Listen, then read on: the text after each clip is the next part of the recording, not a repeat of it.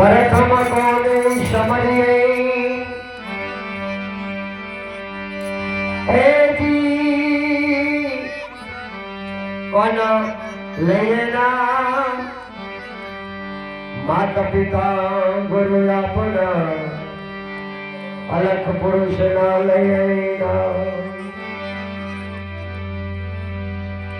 सुरती मां सरस्वती